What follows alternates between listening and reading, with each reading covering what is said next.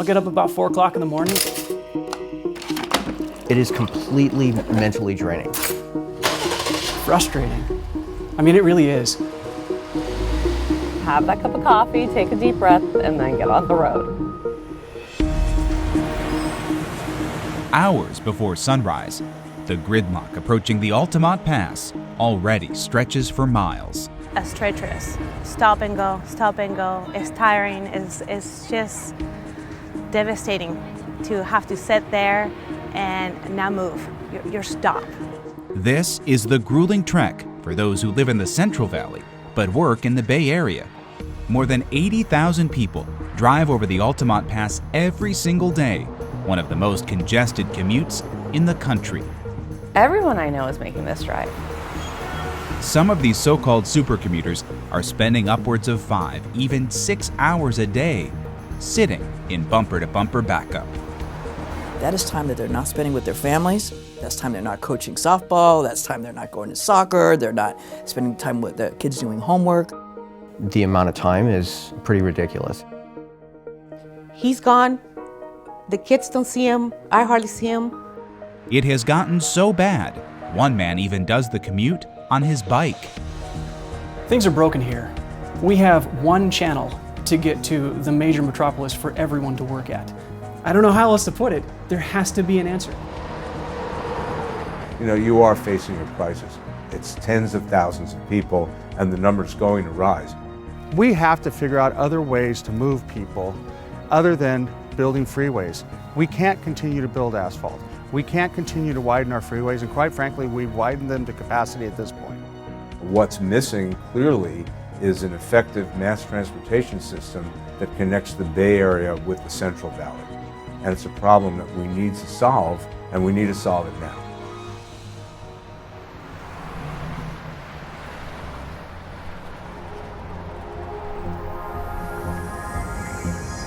The Silicon Valley tech boom has driven strong job growth, but also helped lead to a critical shortage of affordable housing.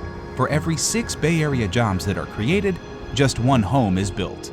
Folks have moved to the Central Valley because of the affordability and the nice house and the nice schools, and kept the jobs in the Bay Area and the East Bay, making that commute. So the more people that move to the Central Valley, the more we increase the commute time. San Joaquin Valley commuters now represent the heaviest flow into the Bay Area. And to really understand how it impacts quality of life, you have to hear it from someone who does the drive every day.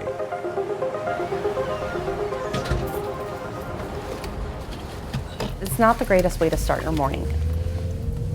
But I would say on average it's about 2.5 hours. These big rigs. Moral Benham Garcia races out the door before her youngest son gets out of bed. She pulls over to say good morning on FaceTime. What's wrong? Why are you sad? You didn't have good sleep? Okay. I hope you have a good day at school. Okay, bye. I love you. Love you. Bye. I'm missing out. I miss out on the best things that I don't get to be here for. But we don't have a choice. Tell me what's happening on TV right now. What part is it? And so I live through technology right now. My entire life right now is through FaceTime. I get in, if I'm lucky, 7 o'clock. By the time 7 rolls around, I have 1 hour with my children before their bedtime. They are just one of countless families dealing with the same struggle. It's extremely difficult. It's probably the hardest thing for me, and that's why this is so important to me.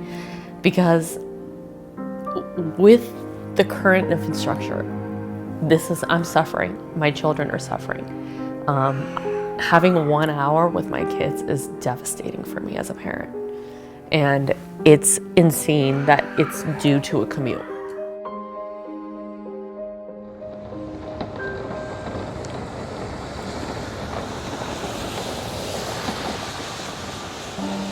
Of course, there's much more to this than just a commute. It's a quality of life issue with wide-ranging impacts. I think it's an important public health issue.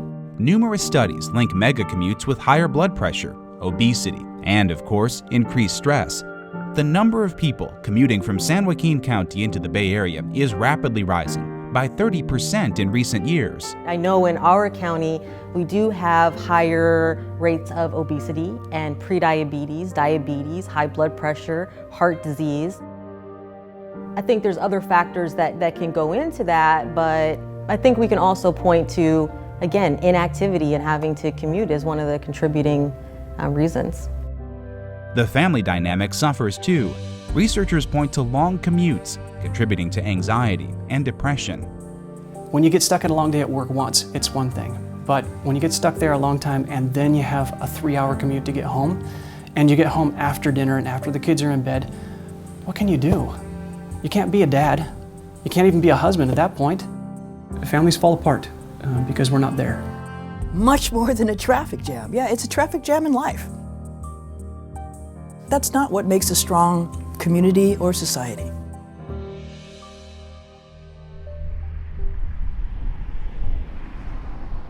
Thank you very much. On a recent Saturday morning, families in Mountain House packed this public meeting. That's one of the big issues, right? Anxious to hear about a project that could change everything. Can't stand the commute. It's draining me. They're here to learn about Valley Link, a vital commuter rail project that would connect the San Joaquin Valley to the Bay Area, connecting people, housing, and jobs. Everybody in Mountain House for sure would love Valley Link to happen. Valley Link would extend commuter rail from the Dublin Pleasanton BART station, adding several stops along the I-580 corridor, as well as in Mountain House, Tracy, River Islands, and North Lathrop. A future phase will reach Stockton. The project would provide frequent, reliable service in both directions, and it would connect BART and ACE, a key part of providing mega-regional access to 800 miles of existing rail and 90 existing stations. The project closes a gap in the regional rail system and facilitates access to job centers in all directions. Right now, 580, 680 is a mess. The biggest problem is ACE doesn't connect to BART. What Valley Link does is it connects both of them. The Tri-Valley San Joaquin Valley Regional Rail Authority, a coalition of cities and agencies in the Northern California megaregion, is leading the effort. The authority was established in 2017 by Assembly Bill 758, co-authored by Assemblymember Catherine Baker and Assemblymember Susan Eggman. I am just a firm believer in if there's a problem, we should find a way to solve it. We're California, it's 2019. We must figure out a solution to make sure that our community continues to grow strongly and healthier. And Valley Link is that solution. Valley Link is the solution for also the economic growth of our Central Valley. Here's the path Valley Link would take. The authority is working collaboratively with Union Pacific to operate trains on their existing right-of-way through the San Joaquin Valley. Over the Altamont Pass, tracks will run along a corridor once part of the original Transcontinental Railroad back in 1860. In the Tri-Valley, tracks will be built along I-580. We can run 12-minute headways, meaning every 12 minutes you're going to see a train coming into your station to pick you up and connect you with either the ACE line or connect you with BART in the Dublin Pleasanton station. In an area known for some of the first ever wind farms, it's worth noting Valley Link is striving for 100% sustainability. Hybrid trains, similar to eBART and Antioch, would be used, with conversion to full battery-powered trains in the future, dramatically cutting greenhouse gas emissions by taking cars off the roads and using clean technology. We want to make sure that we are a model not only for Valley Link, for what we can do here in California, but what we can do in the nation.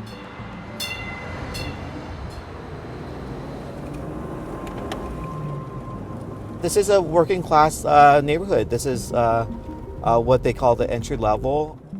Back in the Bay Area, realtor Tom Liu drives through blue-collar Fremont, where the average home price is an eye-popping $1.1 million. Definitely a big shock. I think when they see $1 million home, they're expecting extravagance, and here they're just getting your typical 50-year-old rancher. It's just to a point where they just can't afford it. It's no wonder at new communities like River Islands and Lathrop, families are buying houses as fast as they're being built. Our homes here are about half the cost as they are in Fremont, in a beautiful community with great schools. Unfortunately, you have to commute. Over 80% of the people who buy homes here commute into the Bay Area.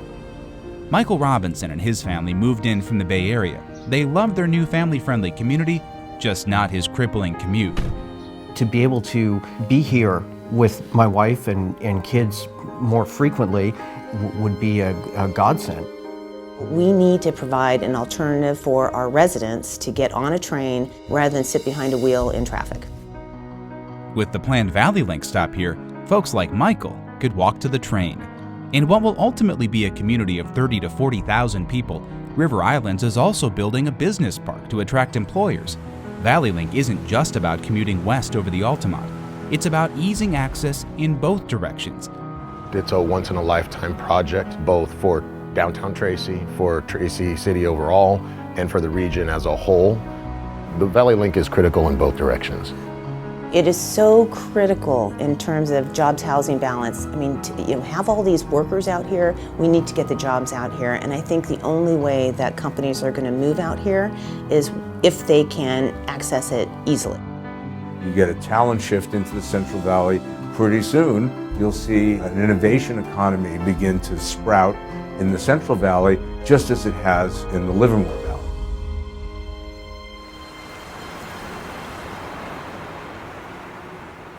Silicon Valley gets the headlines, but the Tri-Valley sits at the heart of innovation in the Northern California megaregion. In the Tri-Valley, it's 19th in the world in terms of venture capital dollars right here in the Tri-Valley. So, people talk about Silicon Valley, but there's so much happening here in terms of just the life sciences, the tech sector.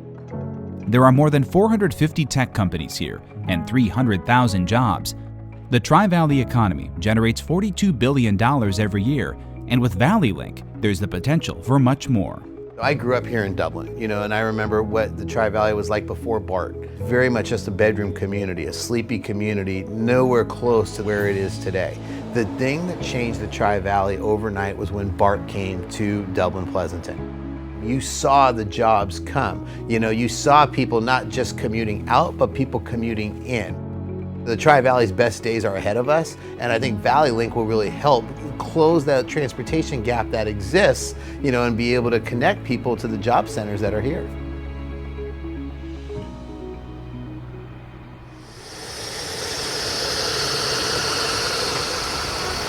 On mornings like these, it's easy to see the need for Valley Link.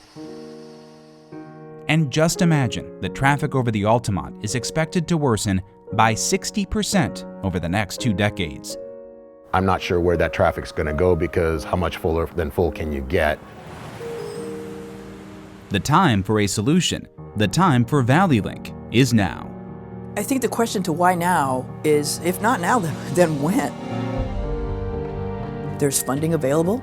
There's a strong investment in trains. This is the next frontier. This is the next great infrastructure investment. We're working hard to make it happen right now. If we can't build a bigger road, if we can't build another road, rail is a better answer. If they could fund it, I think it will help families stay connected, be together, be more united. That's all I have to say.